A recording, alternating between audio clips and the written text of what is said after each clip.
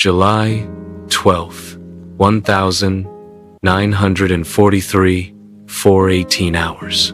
South of Prokhorovka, on the rolling steppe near the Sel River. The night is thinning into a gray, breathless dawn. Dew clings to the grass like cold sweat.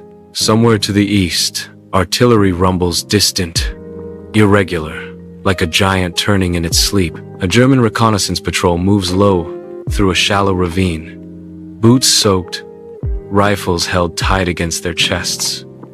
No talking, just the rasp of breath and the soft click of equipment against bone. You can almost feel the tension pulling at their shoulders. Lieutenant Karl-Heinz Adler, 23 years old, reserve officer attached to Panzergrenadier Regiment Großdeutschland, raises his fist. The patrol freezes. A head movement. Not tanks, not infantry in force, just a single figure, hunched, scrambling across the open ground as if late for his own war.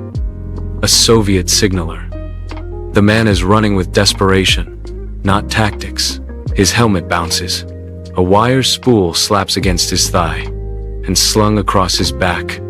Dark, boxy, unmistakable, even in the half-light. A field radio. Adler doesn't shout. He doesn't need to. One burst from an MP-40 tears the air. The signaler collapses forward, skidding into the grass. The radio hits the ground hard, antenna snapping sideways. For a moment, no one moves. Then, Adler is there, kneeling beside the body.